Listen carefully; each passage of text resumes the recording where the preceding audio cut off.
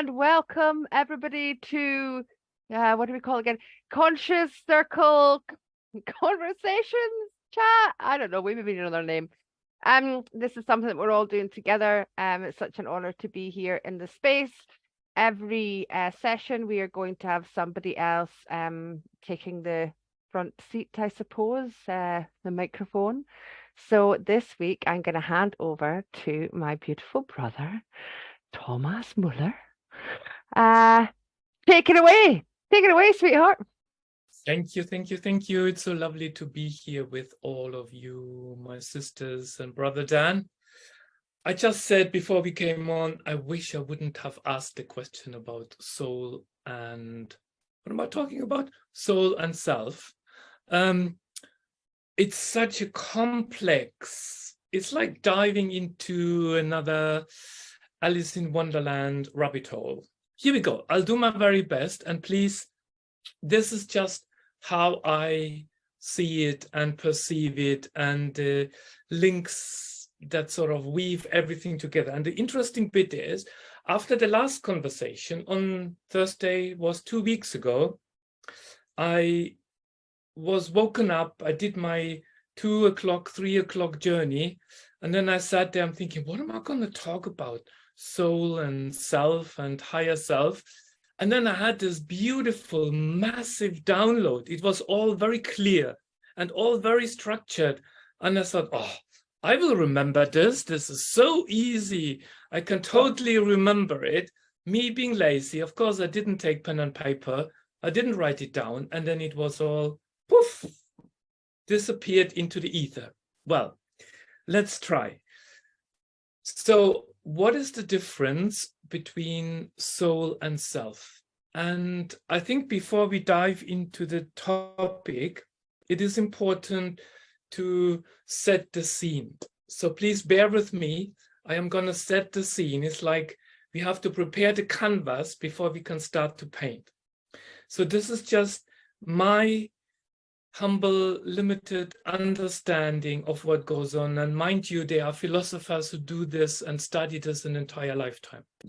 So I think the first thing that we need to consider is defining the terms of self, so that we somehow all come from the same, sing from the same song sheet.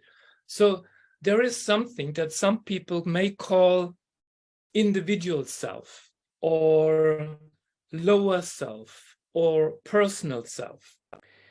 And the way I see it is, this individual self, I don't like to use the word lower self, which I'm going to share in a minute, is the self that is made out of the 3D physical body, which is our physical body, the organs, the organ systems, and the 5D soul body. So thinking about individual self, our physical body, all the subtler layers, and basically what we can consider as the soul body. And important, as I said, higher self and lower self, or higher self and individual self, doesn't mean that one is better than the other, that one self is better than the other self. It just, maybe that's probably why, and please correct me, Joanne, in the course of the discussion, this is probably why Joanne, our beautiful sister, correctly says or calls, the way I understand it, the higher self as the oversoul. So rather than limiting it to lower self and higher self, oversoul sort of, for me, sums up the understanding of higher self. And I'm going to take us on that journey as we go through. So higher self is the individual self that is being guided through its lifetimes. Okay, so clear the difference roughly between the lower self and the higher self. The lower self is the 3D body with all the subtler bodies occupied by the soul, whereas the higher self is that aspect that guides the individual self through all the lifetimes. And as I said, where does oversoul fit in? To me, somehow it is similar to the higher self. Okay, so just a few terms to confuse everybody. It's great. We can also say there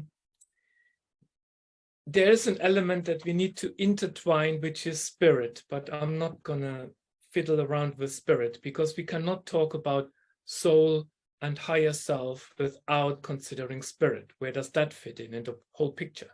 So, but let's sort of look at a bigger picture, the bigger reality. There are different timelines that occupy the same moment. So in the now moment, as we know, we run various timelines.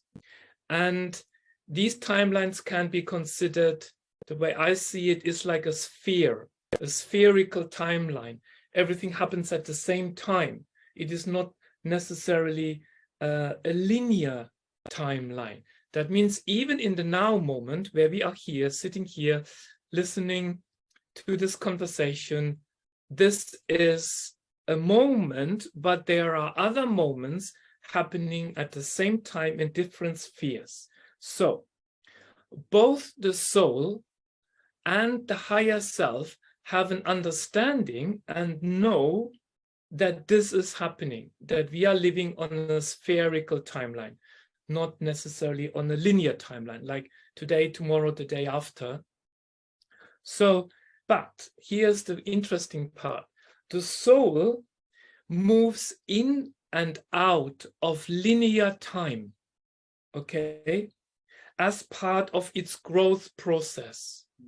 So the soul moves in and out of linear time within this growth process. And when we talk about linear time, we know that that can be thousands of years of different lifetimes, different incarnations. So whereas the greater reality has only one timeline, one eternal moment.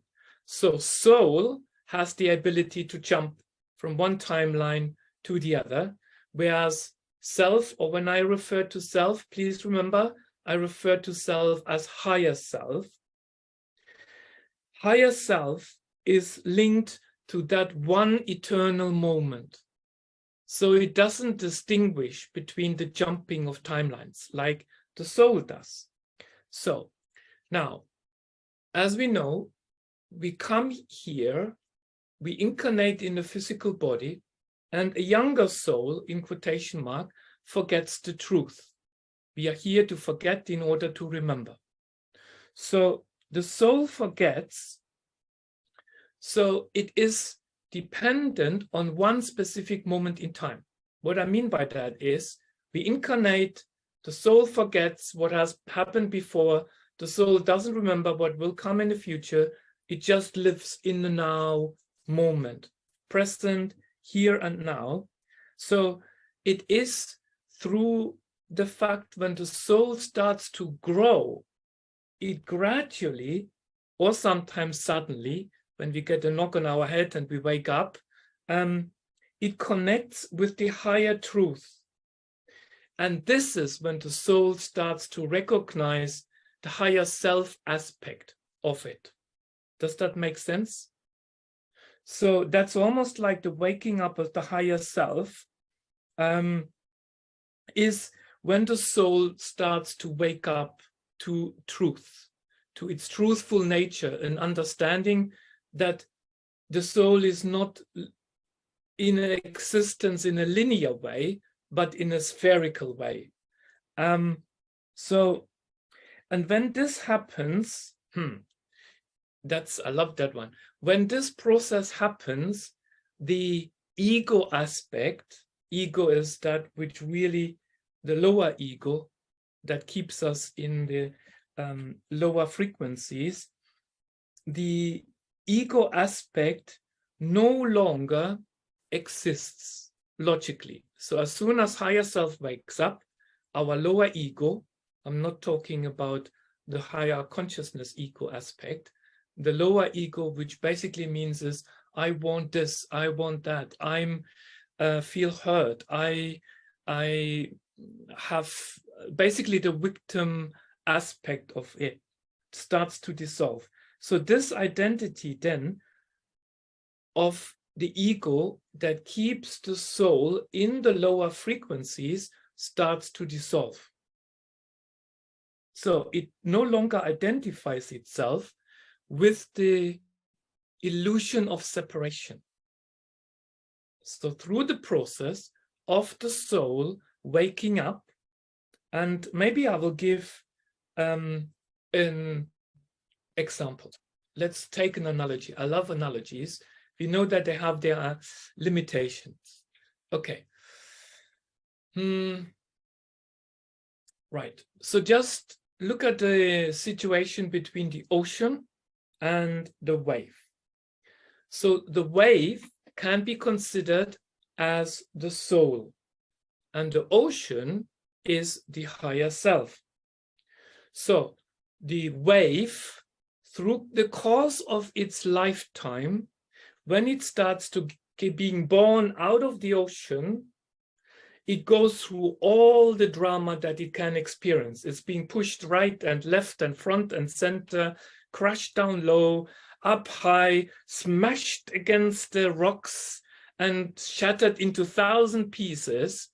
And the soul, without a connection to higher self, feels like, oh, I'm such a poor wave, I've been crushed and everything is just horrible and I'm losing my form and shape and all of the drama basically that comes with it. So, but it is that smashing against the rocks, of being squashed down, shattered into pieces, what slowly wakes up the realization that there's something else here. I am not just the wave. And that's when the realization comes in, oh, I'm being smashed against the rock, but actually, the more I'm being smashed against the rock, the better it feels. It's like, yeah, bring it on. You know what I mean? So, and then it starts to realize, basically, the soul wakes up over time to understand that the wave actually is the ocean. So when the soul starts to understand, soul quotating wave understands by being smashed against a rock, you know what?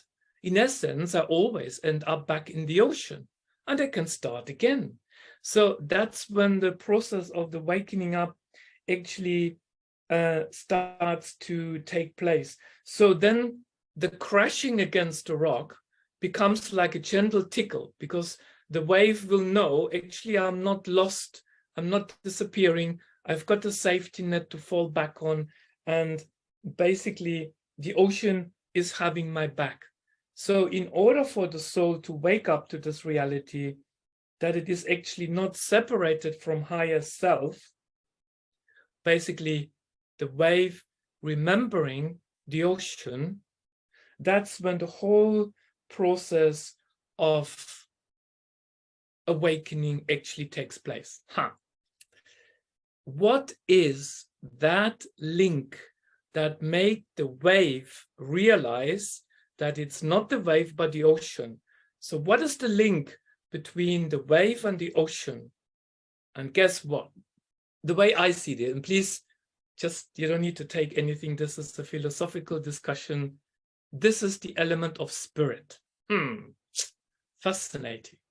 So the way we can understand is the soul is like a fruit, all right? The fruit has got beautiful husk and all the, what you call it, the peel of the fruit. So through life, just the peeling of the fruit takes place. We just peel the fruit as we go through the challenges in life. And what is revealed is what? It's the pulp of the fruit. And the pulp of the soul is actually spirit.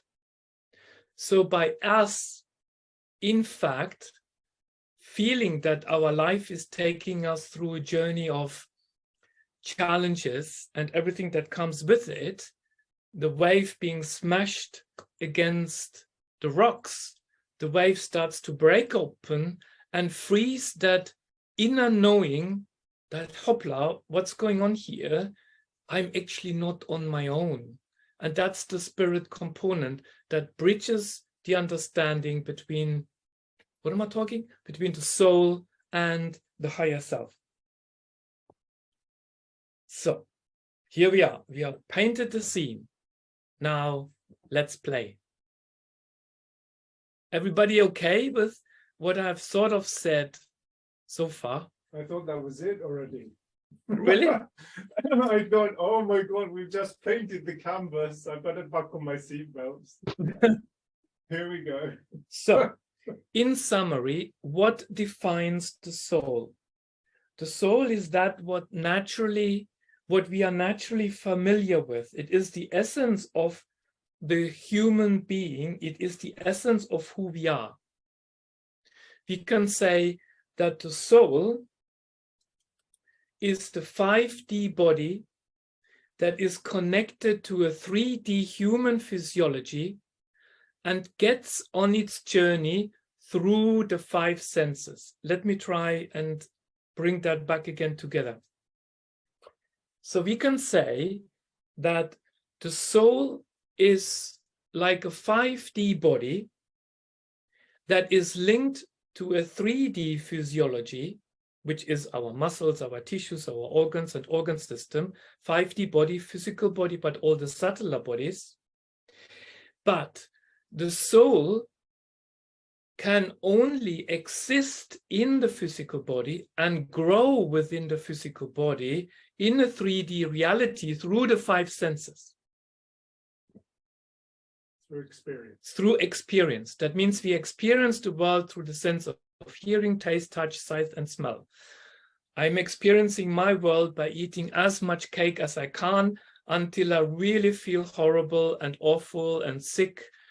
And that helps me come to realization that it might be good to reduce sugar, replace it with some more natural sweetness. So basically, the soul is more than the combination of the 5 bodies. It's much more. It's like, what's it called? The subtotal is more than the sum of its parts. So the soul is when all of those components come back together. That's when the soul,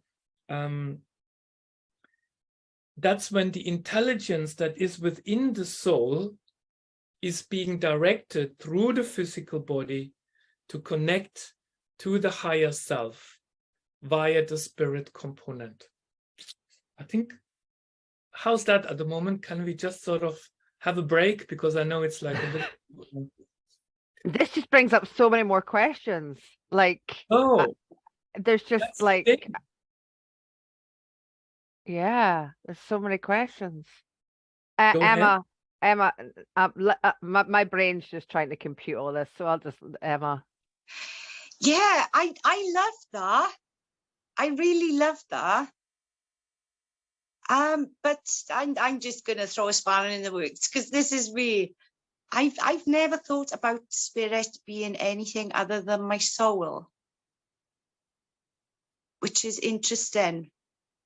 It's true. The spirit is the soul, but it's the core of the soul. It's the essence of the soul. It's like when you take an orange and you squeeze the orange out, orange being the soul, what is left? It's the spirit element. Because soul, we can only talk about soul, then we bring the soul down into a denser reality of the physical body. But if we take the soul out of the physical body, where does it go? It merges back again with spirit. That's interesting because I can only speak for me, but I only see my soul. And that have got me thinking actually, because I've never even thought about spirit as being something different. But for me, I only see my soul and everything that I'm connected to, you know, past, present, and future. yeah, but I totally get that. I understand that, but for me, I still only see my soul and who I'm connected to, you know, if that makes sense. Perhaps, But that's interesting, because I've never thought about it in that way before. so perhaps, and again, please, Interesting. this is like we just play with these ideas I or love concepts. that. The thing is, what always wonders me is we have got beautiful souls on this planet Earth. I don't want to give any examples because, well, there's some aspects in my environment, some people in my environment, let's put it that way, they are completely content with their soul existence. They get up at 7 o'clock in the morning, they go to work, and they have got their children, and they look after their children, they clean the house, they come back home, they sit in front of the TV, they don't question reality. They don't question that, but it is only when they start to undergo, like remember the wave being smashed against a rock often enough, when they face challenges in their life, that they start to wake up. So the soul carefully protects the spirit. It's like a seed that is beautifully protected within the soul. And it's only when we break, when we understand, when the soul starts to unfold, it reveals the beauty of spirit. And that's when there is a possibility to question life, to go on the spiritual journey. We talk about spirit and spiritual. We all know that we are not very much favor of spiritual. Maybe we start to wake up. I don't know. Does that help, Emma? See, I see it. love that, because I love being educated on what other people think and what other people interpret things as. And I've never heard it put that way before. So yeah, I've learned a lot. That is so cool. Thank you so much, because I wasn't even aware. And I know that there's different things and different takes on spirit, but that had never even crossed my mind before, if I'm honest, because I just see it as me, as my soul. But I mean, yeah, I've been educated. Thank you so much. That is like super cool. And this is what I love, because I kind of assume that everybody to think like me, and that's definitely not the case. But you know, you get these thoughts and feelings and you think, well, no, other people must think this way, and it's not the case. And yeah, this have given me a lot to think about, because it have never even crossed my mind before. So thank you so much. I love it. Thank you. The discussion, it's just like sharing my thoughts. Dan. Yeah, a couple of thoughts. You were talking about people who, you know, who are very content just having a very quote unquote normal life, you know, never challenging themselves or putting themselves in situations where they're challenged. But I was just thinking back to your analogy of living inside this bubble that we might call the now moment, and that there are an infinite number of those timelines. You know, if you are God and, you know, the higher self wants to play this game of forgetting and remembering, if you've got infinity, that's a hell of a long time to be playing a game. So you're not going to want to get bored. So you're going to want to, as a soul, you're going to want to experience everything possible, every single possibility that there is inside that infinite realm of possibilities. And that includes not waking up at all. It includes literally just an entire life of cups of coffee and a 9-to-5 job or whatever it is that you do, and never having any interest whatsoever in anything beyond the physical. That's also an experience, a valuable experience for the soul, because then the soul has contrasts, and it can go, oh, now I know I'm awakened because I remember what it was like when I was asleep. So it's very important to have all of those experiences, I think. Absolutely. Yeah. Just a second on that thought. What came to my mind is we are all in essence soul, but we are not necessarily linked to higher self.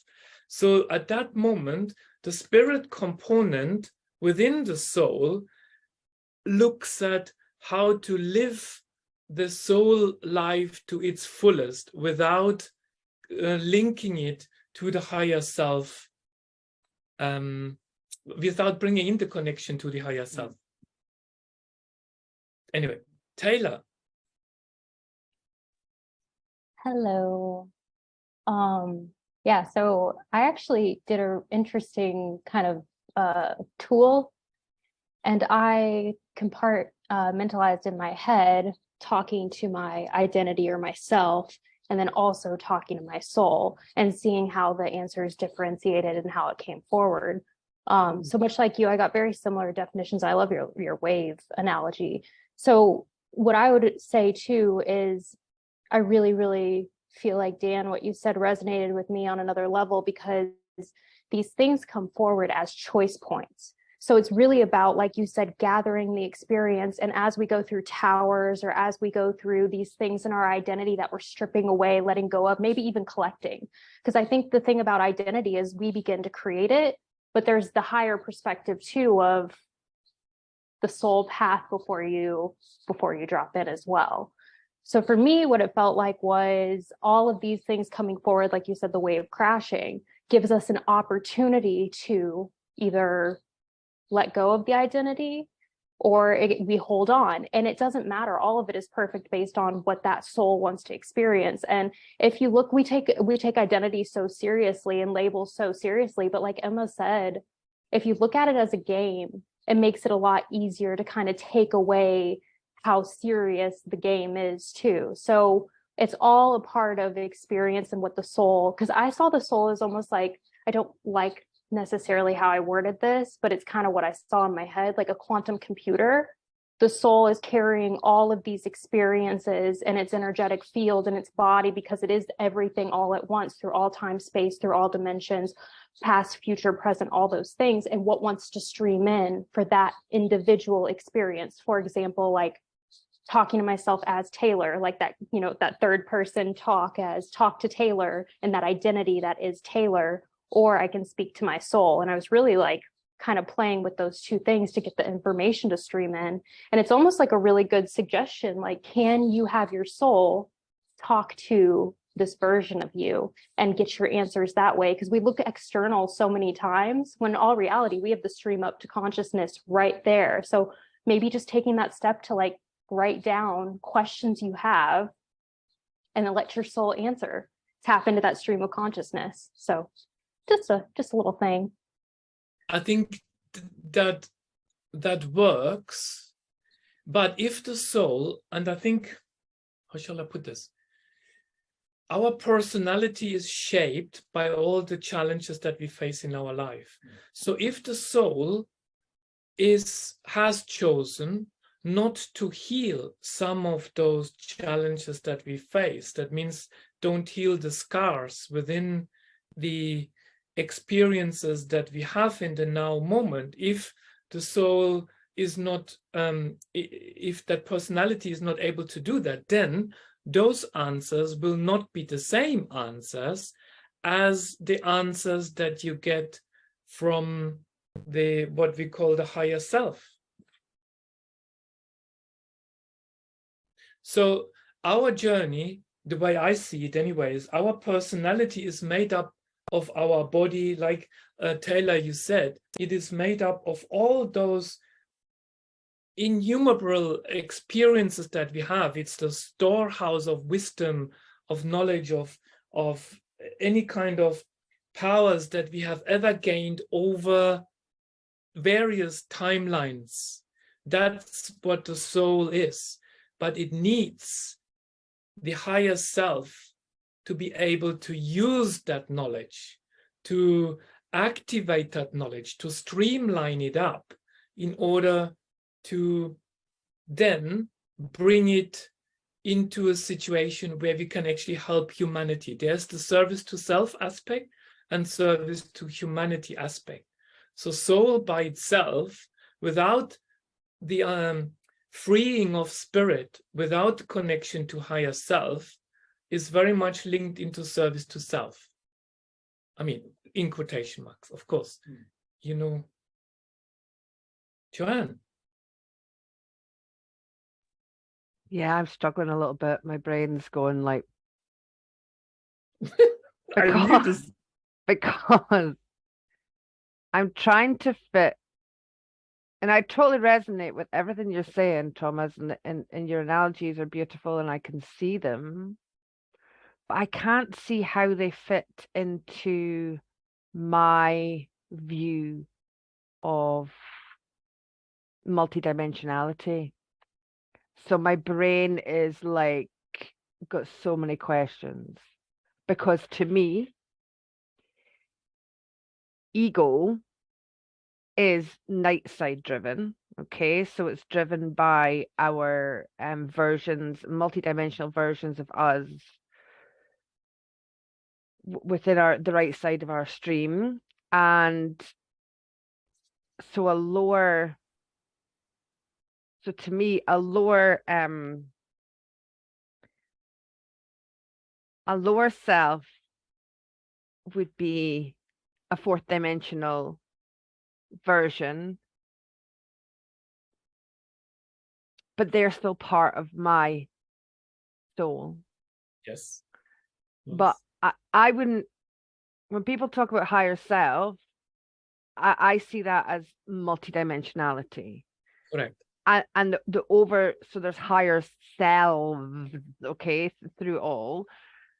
But that's why I don't like using the term higher self, because there's nothing higher. We're all just equal, having different experiences, different vibrations of experiences. So to me, the oversoul is like where all these different parts of the soul come from, the fractality. So my brain is like, but there's so many different elements of soul. Do you know what I mean? And to me, like, self is my personality. That's how I would describe it. And then I'm thinking, so when I leave here, what happens to myself? Because because in the past when I've connected with, and it's interesting we say spirit, isn't it? We connect with spirit when they've crossed over. We don't connect with soul. You don't say, oh, I've just connected to soul. You say you connect to spirit. So to me, that's our personality of like a blueprint, I suppose you could use, a photocopy, or the original, but that isn't existing, but it's existing. Oh my God. And so we connect with spirit, don't we? But then when you're talking, I'm seeing spirit as my astral body. So that's why my brain is like going into a little bit of meltdown. And let's face it, they're all just labels. They're all just labels, and that's why it's important to define them, because this is where I came from at the very beginning. That's why it's so important to understand when we talk self, soul, spirit. This is where I come from going into this discussion. Now, see, I can't remember what I was going to say. You said something really important, and spirit. We talked to spirit. No. Yeah. Oh yes. Okay. Thank you. So, as the way of how I laid the foundation, tried to lay the foundation, was the understanding that when we speak about soul, it is the soul that speaks through a denser reality of the five bodies, the physical, mental, emotional, spiritual, and in a way energetic body, through the senses. So as soon as we talk, the way I came from is, and you are correct, there are so many different layers of soul. But when I use here in this discussion the term soul, it's about the soul attaching itself to a denser reality of a physical body. And the soul then experiences life through the senses, hearing, taste, touch, sight, and smell. Now, the soul can be perfectly happy there. It doesn't need to do anything. It's just perfect the way it is. But as soon as the soul wakes up, breaks open, the spirit breaks free. You know, like there's the saying of breaking your spirit. Nobody can break our spirit, you know. Yeah. Absolutely not. It's unbreakable. Yes, you can help us. Basically, what they say is breaking our spirit means opening up our soul to reveal the spirit. So when the spirit and the soul align, that is a spiritual awakening. That's right. That's what we're saying. Okay. So then once my body in this lifetime has had enough, and I don't just mean with detox, and I mean like it's really had enough, right? Does then my spirit exist with my personality, right? And I don't know, exist somewhere, but my soul, that, because if there's one big oversoul and then you've got all these different fractals of your soul, does my spirit not stay with my soul, and does my soul go back to my oversoul? Because do you see what I mean? No, the way it is the way I see it, what comes through is the soul merges with spirit. So basically the denser reality of soul transmutes itself into the essence of spirit.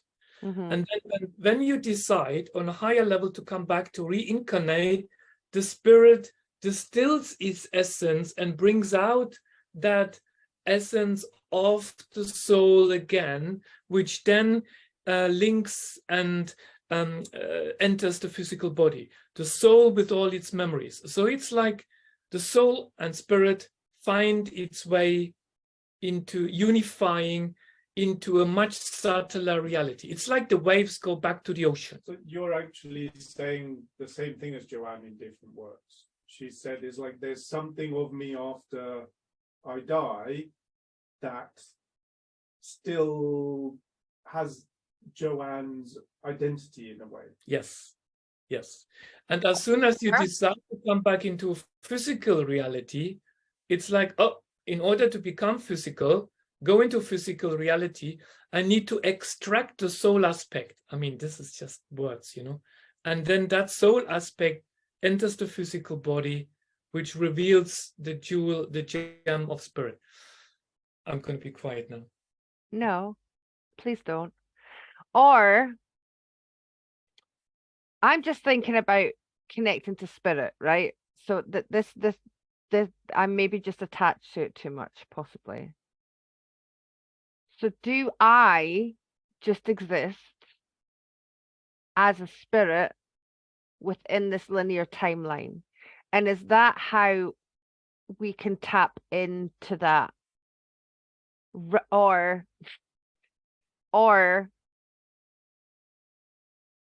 because if I come back here,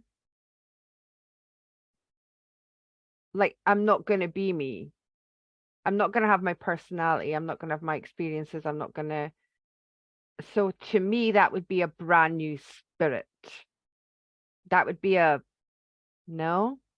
I don't see it that way, but because the spirit, okay, look, we take the souls and we bring them back into the light, let's say. We just move them into spirit light. When you talk spirit, you need to distinguish, are you talking about source spirit, or are you talking about individual, your Joanne spirit? So this is where we have to be very clear with the definitions of the words. Kerry is sitting here like, my God, Kerry.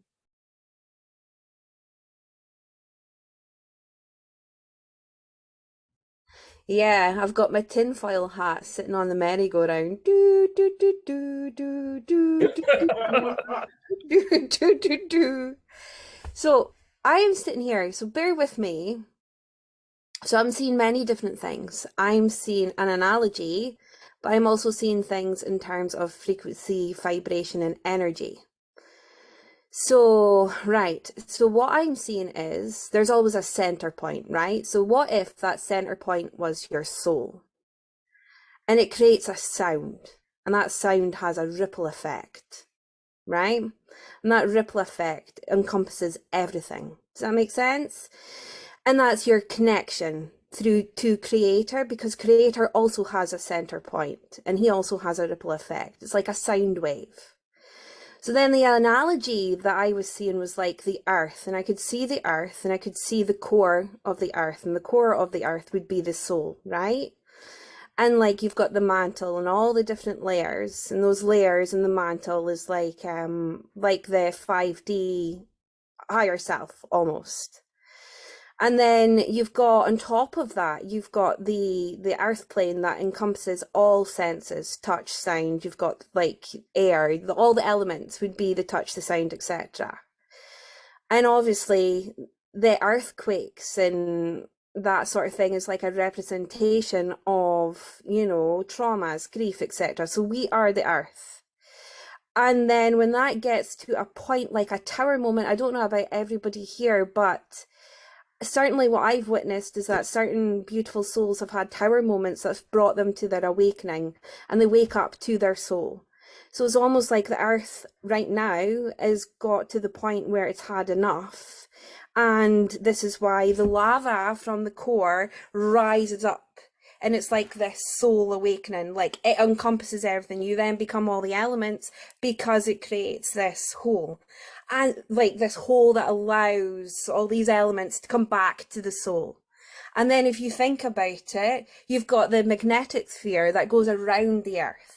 So that's your vibration, that's your frequency, that's your energy, which then connects you to creator, which connects you into like an electrical current, like a sound wave through all space, time and dimension.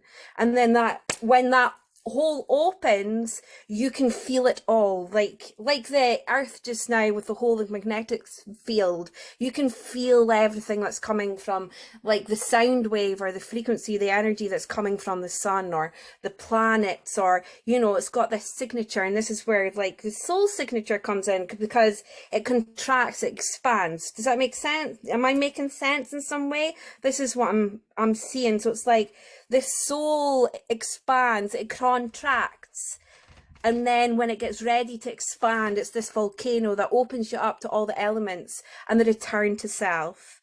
And then you can feel the sound wave, you can feel that connection to creator, you can feel that connection to all fractalities. And you know, the healing is like the storm on the earth. It's like like the storms that you have on earth, the thunder and lightning, the tsunamis, the earthquakes. It's like the soul healing. This is what I'm seeing in my head. Please help me with this. That's exactly what it is. My question to you is, and this is where both links again, what is that energy, that force, that dynamic energy behind the soul wanting to expand? It's the connection of the soul to spirit. It's the spirit connection, the soul waking up to understand, hey, I'm much more than this. I am all of that. And that is the element of the spirit that wakes up the soul to all of that beautiful what you have just described. Right. I mean, again, yeah. Our perspective. No, I can see that. Okay. Thank you for letting me share that with y'all. Dan? Yeah, I was just thinking on the, you know, everyone has maybe heard of the expression, the great cosmic joke. I'm not quite sure what the cosmic joke is or what the punchline is either, but I mean, what could you ask for a more exquisite game of hide and seek, where, you know, you incarnate into a human body where we have to communicate with human language, which has been derived and evolved from only 3 dimensions, pretty much. So it's like we're forced as souls to try and figure it out between ourselves. Where on earth have we come from? With a toolkit that is a bit like trying to build a pyramid with a chocolate bar. You know, it's like totally not fit for purpose, but we do our best anyway. And it really brings out our creativity, that creative spark of creator. It's like, well, you know, I can't describe it exactly, but I'm going to give it my best go at describing it how I see it. And I see it this way, and I see it that way. And it's just it can be a great collaboration or a great conflict. You know, it just brings along with it so much creation in itself.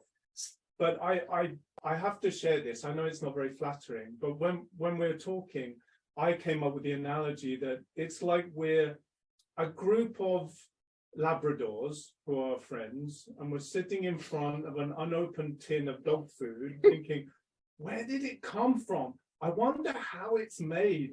Where the humans just make it appear. But have you ever thought about why is it so shiny and round? And when I've eaten it, why do I feel so good? You know, it's like almost like we are doomed as humans to be trapped in this 3-dimensional existence describing something which is beyond our ken. But I mean, that's why I'm so grateful that in the last few years I've had a couple of experiences where I've gone beyond the words and had an experience. But it's that experience, it's so hard to put it into words. It really is. This is where the ancient seers come back in when they say knowledge is structured in consciousness. So basically, you can only experience those understandings, those realities in your own self. You cannot experience this on the level of the mind. Each time you try to verbalize, you intellectualize it, you just poof. It's like, yeah, but this doesn't make sense. That doesn't make sense. All those concepts can only be experienced in the silent depth of our ocean of consciousness. Ooh, there we go. Oh, right. Let's go and get a cup of tea. Hang on a second. Boom.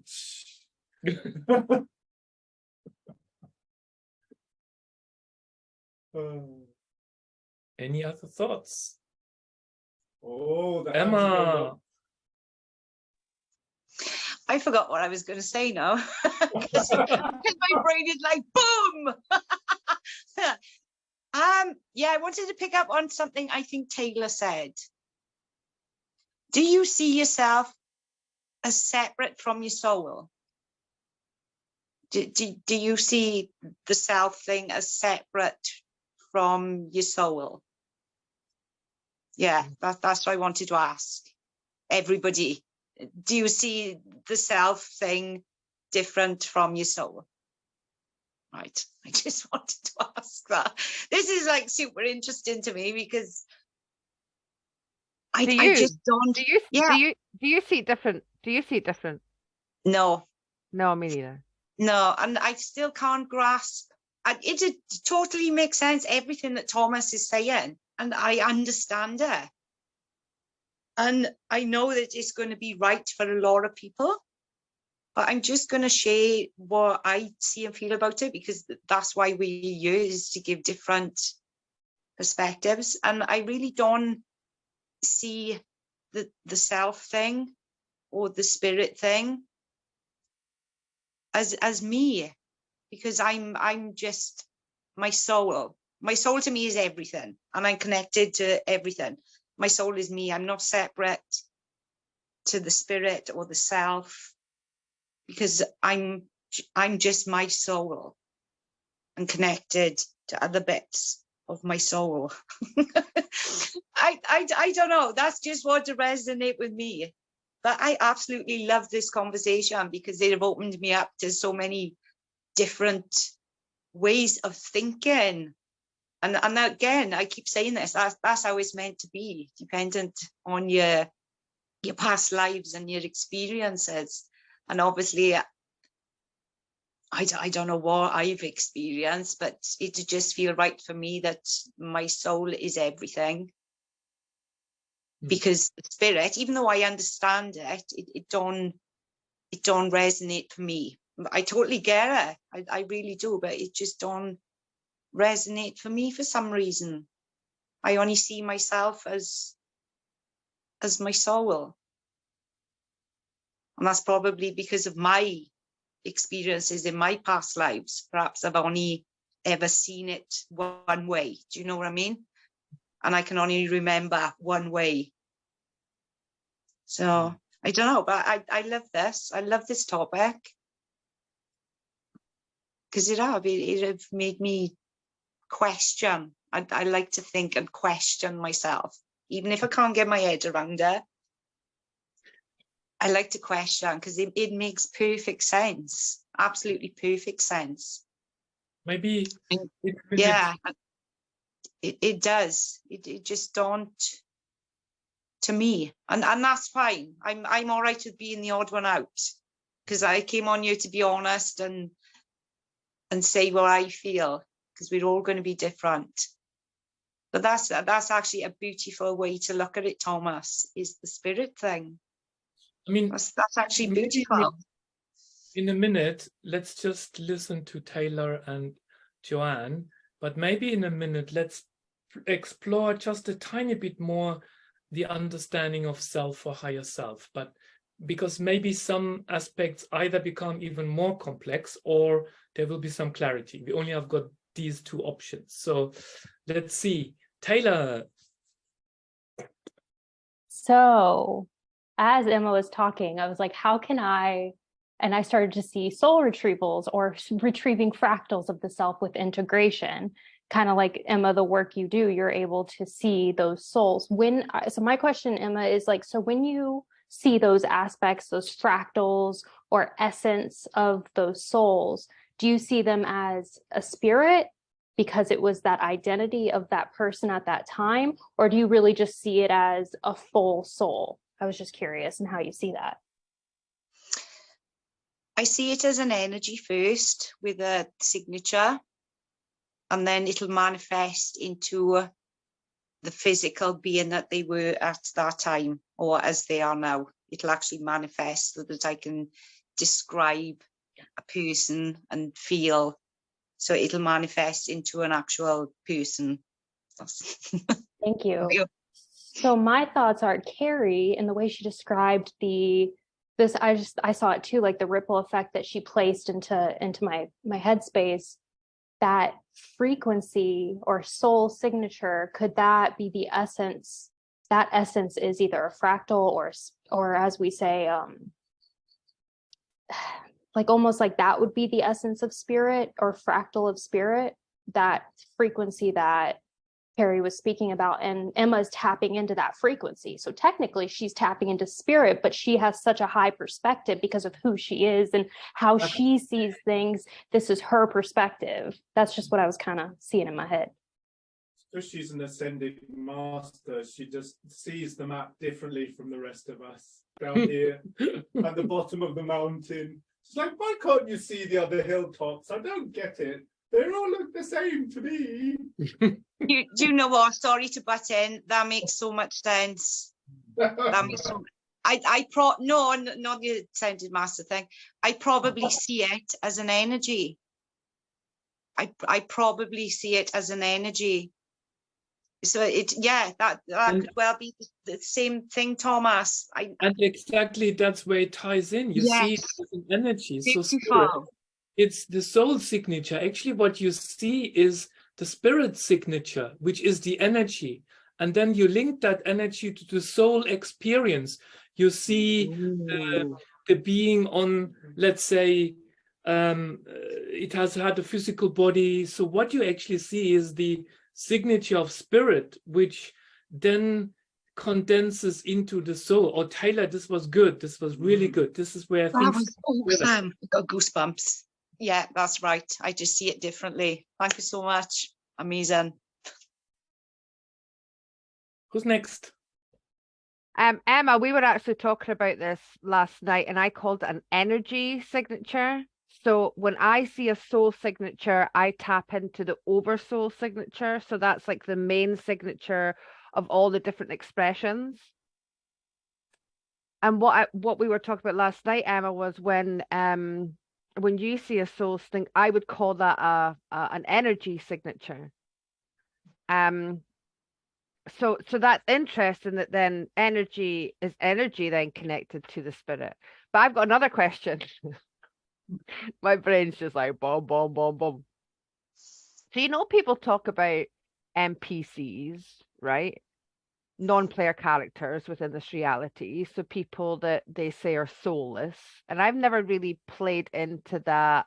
It's never been my experience. Okay. It's just not, I'm not saying anybody's wrong. I'm just saying that's never been my experience of of this reality. Are there people that are you know, asleep, if we have to use a label? Yes, but I've never seen them as not having a soul. I know somebody experiences that there are people that don't have auras, and I find that because they can see if there's an aura, if there's, and it's very, very rare, but it does happen, and I find that interesting. But my question is,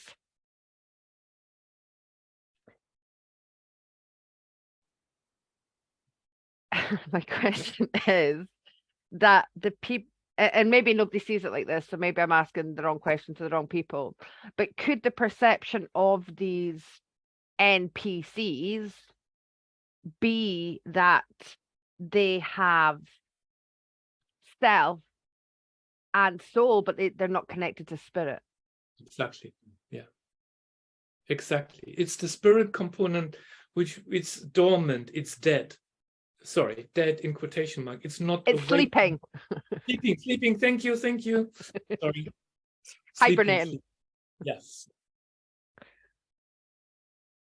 That's good. I understand that a little bit more now, because I was never like, you can't be here without you can't, No. how can you function without having any soul? Like, it never made any. But then therein begs the question, like, if there are people without auras, well, that would, if energy is connected to the spirit, then there's one element that we miss here. I mean, that would be another big subject. We're not going to go there. But what you say is there are beings that are like artificial intelligence without consciousness attached to it. So here we go into the understanding of AI and how AI feeds into our reality, and how people with certain, I feel that based on my experiences with the soul center healing sessions, there are people that are purely artificial intelligence without a soul, but they have a consciousness attached to it. But that consciousness is like a consciousness of a particular, the way I see it, a consciousness of beings that are not here in the 3D realm. So, but they don't have a soul, but they have a consciousness attached, and their physical body is not driven by their individual soul. It is driven by the consciousness that actually is linked to that artificial intelligence, which moves into something that we call a physical body. So if that's the case, then yes, there are beings without a soul, but that means they are driven, their mechanism is different. Their fuel is different. They are not fueled by soul. They are fueled by artificial intelligence, which is linked to a software program that is linked to wherever it comes from. Like a clone. Yes. I didn't want to use the word clone because, again, you can get down the rabbit hole. What are you talking about, clones? And so that's why I was trying to constipatedly wean my way around using the word clone. Yeah, I just have to kind of put it out there, because then otherwise my brain doesn't, I don't like labels, but I need them. Thank you, Thomas. Dan? I was just going to say it's interesting because then we start to get into a whole different realm of conversation, which is, well, is it just humans who have souls? Or if we're really looking at the big picture, then ETs must also have souls. They're another expression of the one consciousness. So then how do we say, you know, these human beings who appear to be soulless, are they simply being controlled by the soul of something external to them? So not by a human soul, but by another entity's soul. So it starts to then get into a very interesting, deep rabbit hole, which I'm sure we're not going to explore in this call. But I think that we shouldn't perhaps fall into the trap of thinking that aliens out there don't have souls and aliens are not an expression of the one consciousness, because personally I feel they are just as much as humans are. All life forms in the universe are an expression of the creator, however you see it. So it does start to get very complex. So I'm very glad that we're just talking about human beings on this call. I've said my 2 pennies worth now. Thank you. Kerry is asking, so how do you get the consciousness? So how do you get that consciousness? Okay, this is just the way I see it, is that consciousness is driven by a collective thinking about, I know, and then we have to somehow sort of drive it back again to not AI driven discussion, because otherwise we open up so many different aspects of it. So thinking about a body which almost acts like a robot, which could be a clone. So that clone comes to life by attaching a consciousness to it. Where does that consciousness come from? That is almost like a software program that can come from any other artificial source.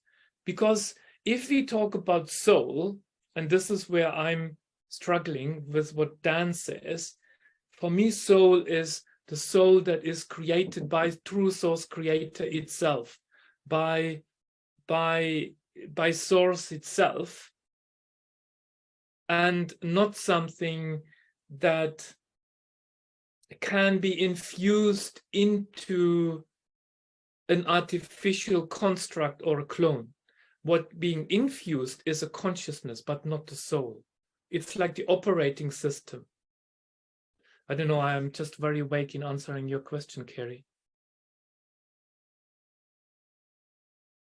So maybe my suggestion, because we are almost at the point where we are saturated with this intellectual, some would call it intellectual masturbation. Let's just have a deeper look. Have a deeper look at higher self. Okay. Now, higher self, what is the higher self from where I come from and where I initiated this whole discussion? Joanne? Yes. Sorry, I can't believe you put the word masturbation, higher self, nearly in the same sentence. That just cracks me up. Okay. Sorry, I'm blushing now. I'm really getting hot flushes. Okay, so the higher self, the way I see it, is that which guides the soul through the various lifetimes. The connection between soul and higher self is similar to the connection between mind and heart. So an overclouded mind, due to past trauma and unhealthy behaviors and what have you, will restrict the heart from fully opening. So the soul is tainted by the wounds and trauma. And we all are here clearly understanding there are no good and bad. This is necessary. So this is not about being good or bad. I'm just using the understanding that our souls are being tainted with all the times that we have been crushed against the big rock. So that is when the soul experiences a sense of loss, when the soul experiences a sense of not belonging. And this is then when the soul wakes up to looking at what else is there. And that longing is basically that longing to rekindle the channel to the soul. So linking that again, opening up that connection again, is by fitting in, looking out for, longing to connect with higher self, longing to connect with the I am presence, longing to connect with what Joanne calls, what can be called as the monadic presence. So that longing comes out of a place of separation, although we know it is never separated. And that breaks open the nut, basically, like the shell cracks open, awakened spirit, which understands, oh, I'm actually here. I'm actually the self, or the higher self is actually there to help me. And only when we heal those wounds and cracks that we are truly embarking on the exploration of spirit and higher self. I think that's what I was trying to say. I'm not sure. So the main difference between soul and higher self is in their function. Each one was designed for a specific purpose. Main difference, soul, higher self, is what's the purpose of it? The way I see it, the purpose of soul is to accept and love yourself, at the same time learn how to develop into a better and more understanding or understanding version of yourself. So the soul's purpose involves opening up to the realization that we are all one with each other, and that we must learn, or that we are being invited to learn from each other, to help each other. That's the purpose of the soul. The purpose of the higher self is to support the soul in this reawakening process, to recognize that we are on a journey, and that happens through that process. So the higher self provides the fuel to free the soul. Is that what I'm saying? The higher self provides the fuel to free the soul from the entanglement of a 3D reality.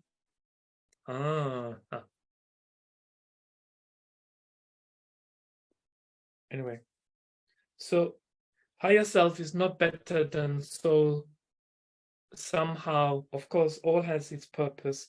So the soul is all about allowing itself to just wake up in this process through the spirit aspect, through the understanding that actually we are all one.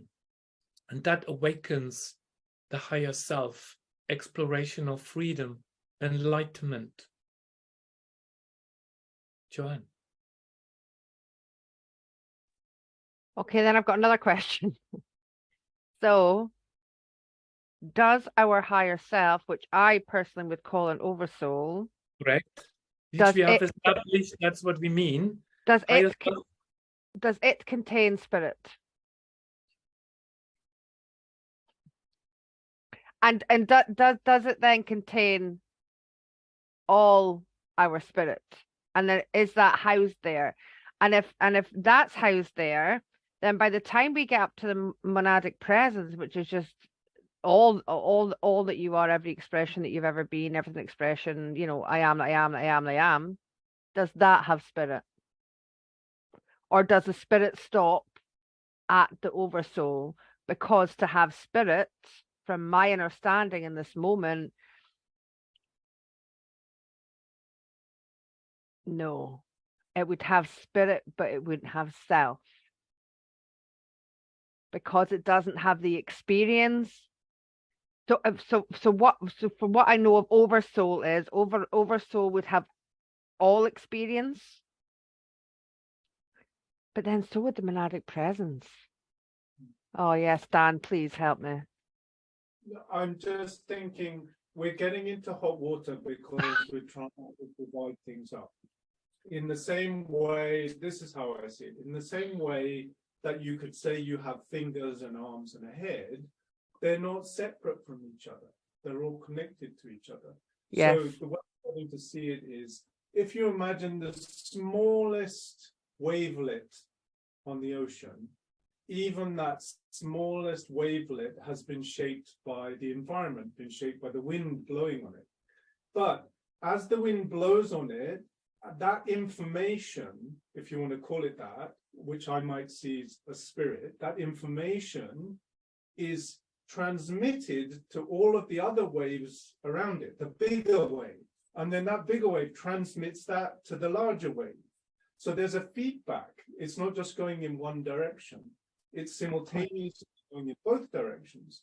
So you could say that the shape of the entire ocean is affected by that tiny little wavelet in some way. It's a bit like, you know, they say like a butterfly can cause a hurricane. I think it works in both directions simultaneously. It's a very good point, Dan. Thank you. Up, which is how we understand things with language, then it's perhaps easier to experience. It's not easier to explain, but it's easier to experience. I think, yes, so that brings us back again to the understanding that what we are trying to do is we are looking at it in a linear way. Yeah. We are looking at it in hierarchical way rather than a spherical way where everything happens at the same time and it merges. And this is what is important to get, that even though that we may focus on the soul aspect of self or the soul aspect of our existence, at the same time the spirit is there and playing its role. It's not like first soul, then spirit, then higher self. I think that was a good point, Dan. Definitely, this is what's happening. I think I can see spirit as like almost like an extension cord between, or like you know, an internet cable between the soul and the rest of it above. It's like, and then the information gets distilled and gets transmitted, you know, between the two. Maybe that's what's happening. Or maybe spirit is that the whole information that describes everything, the sum total of your experience and your body and your existence. See, this is where the beauty of Vedic knowledge comes in, because in the Vedas you have got Atman, Paramatman, and Jivan Atman, and through using Sanskrit you would be able to explain that, but it's not going to be happening today. So this is because Sanskrit language is the language of nature, which is so close to nature itself. It's much more precise in explaining those concepts. Are you setting yourself up for part two? No. That's it. That's it. That's it. What was it? Atman, Paramatman. Nixta. So I guess it's time to maybe sum it up, Joanne. So I'm trying my very best to pull it back again together. So we can say that our higher self can be viewed as our spiritual perspective on life. The higher self represents our soul self without the attachments to lower vibrations such as loss and pain. So the higher self represents the soul self free of those attachments of the lower vibrations of pain and suffering. So the soul desires an elevation above this pain and suffering and requires the higher self to do so via the intermediate, which is the spirit. So the higher self is a perfect instrument through which our soul can express itself on the earth plane. When we identify ourselves with the higher self, we carry out the purpose of the soul. So by wakening up the higher self, we immediately fulfill the purpose of the soul which means is to transcend the desires of the 3D reality. So working with soul and higher self is happening parallel and interchangeably. Parallel, not one, the other, it's... So working with soul means to heal from trauma, fear, anxieties of its existence through all the lifetimes, through all the dimensionalities, healing from that. And as these are healed, you naturally awaken your higher self, which then gradually aligns your soul to it, so it carries out what it is designed to do. So that means when soul and higher self start to merge and mold back again together. So soul provides the medium through which your higher self can reach you. And the soul desires the elevation of the material plane, and it can only do that with the higher self. There we go. Sound like a priest. That's it from me.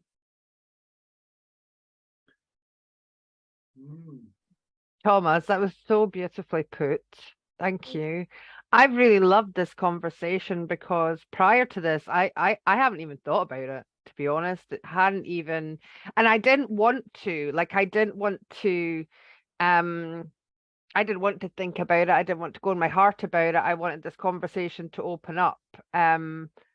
So I've really enjoyed this conversation. Thank you so much, Tomaz, for bringing this to the table. Whether you did it intentionally or not, you did it beautifully. Thank you, everybody, for helping and contributing. And like Emma says, it's so enriching. And in the end, what really is so fascinating, like, because we use a different language, but we talk about the same thing. Yeah, absolutely. And it's like Joanne said, I was talking to her last night, and this is often the case. We have these deep conversations, these what if conversations. And it's purely because I see it as something different, or I'll word it as something different. But everything that you have said, it totally makes sense. It's just that I see it as an energy. It might not even be an energy, but that's how I see it to me. It could well be what I would think of a spirit as a ghost. If I was to think of the word spirit, my brain is telling me it's going to be a ghost. But because I see it as an energy, it's probably exactly the same thing as you're on about. And this is the beauty of it. Just because we see differently or we use different words, I'm pretty sure it's the same thing. So thank you so much. It have really made me think. Little brain is going tick, tick, tick, tick, tick. So thank you so much. Any final words from Kerry? Yeah, my mind is I'm gonna be on this magic roundabout for many weeks now, thinking about this.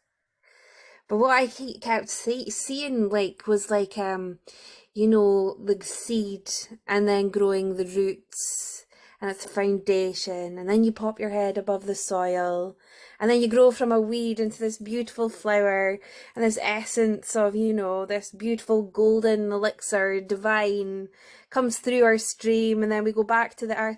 Like, all this was coming through my consciousness when we were talking, and I absolutely love this. Like, there's so many different perspectives, there's so many different variations of what we all see, but that what I feel is at the end of the day we always get to that same destination. We always end up at the same destination, regardless of what we perceive or what we believe. We always get there, and we always come back as one. And I just absolutely, I love you guys. This was epic. Thank you so much. Like, this is like, yes, intellectual masturbation. Like, I'm all up for that. So let's have more of that, please. Love you. Taylor.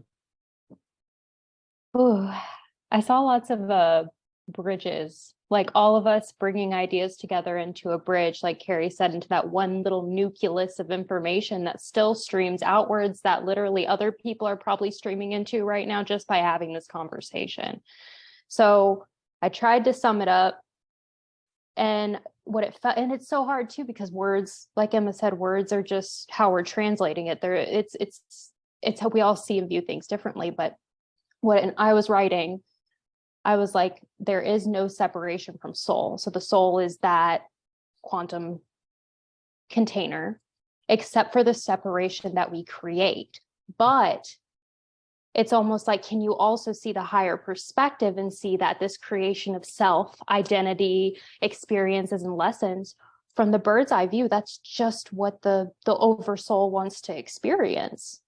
So as we go through the tribulations and stuff like that, it goes full circle. It really resonated with me the other day when Emma said it's kind of like a game. This is just what is wanted to be collected and experienced at that time. And if you look at it from that perspective, it takes an ease. It helps you get out of your identity a little bit. Although identity is beautiful and important, all of it is part of the puzzle to bring it all together in that stream of consciousness. But it helps you get out of that space of just being like, I'm just Taylor, or I'm just Kerry, or I'm just Dan. It gets you out of that space. I am so many more things and collecting so much information. So yeah, it's a lot of perspective and layers and multifaceted layers. And I started to get real tinfoil hat. I was like, what about like echoes of souls? Yeah, I could have asked some real trippy stuff, and I would have been like, but it was perfect. It's so exciting too, because then that streams outwards, and now I'm asking more questions than I've asked in a really long time. Thank you guys. I love you.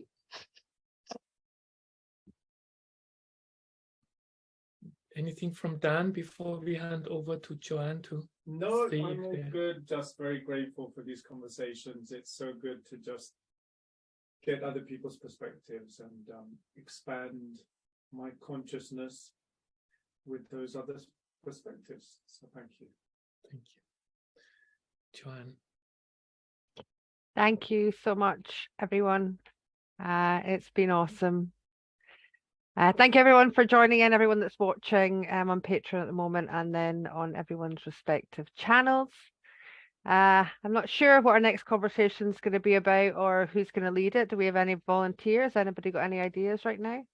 Oh, look at that. Yes, please, Dan. Dan, you. When Thomas was doing his final conclusion statement, I had a little realization come into my head that was all about healing. So I think I'll do a little discussion on what is the purpose of healing. Ooh, nice, Dan. Spend a lot of time talking about it and saying we need to do it, but just to take a little step back is like, why bother to heal in the first place from the bigger perspective? Wow, I love that. Yay. Awesome. Yeah, something else to look forward to. I hope everybody else enjoys these chats as much as I do. I think this is, you can watch lots of things, but this is just really like 6 friends, you know, soul family coming together without judgment to open up these conversations. And I think it's so beautiful that we can sit in this space together and take in everybody else's, you know, perspectives, because everybody's got different experiences. And like you were saying, Dan, with the bottom of that ocean, you know, this also has that effect, and it ripples out to the rest of the consciousness. So there's maybe even some sleepers today, and once this goes out on everybody's channel, that's going to start thinking about these things just because we've opened up this conversation, and I love that. Okay, so we will say so long, farewell until next time. And Dan, look forward to you hosting What is the Purpose of Healing? Absolutely beautiful. Thank you for everybody who's joined in the chat live as well. It's beautiful to see you all here, and we'll see you again next time.